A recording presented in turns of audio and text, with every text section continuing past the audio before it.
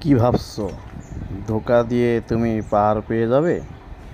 আর একটা কথা মাথায় রাখিও, আল্লাহ ছাড় দেন, ছেড়ে দেন না। জীবনে আর যাই করো না কেন, কাউকে ঠকাও না। মনে রেখো আল্লাহ একজন আছে। অল্প হায়াতে কাউকে ধোঁকা দিও না।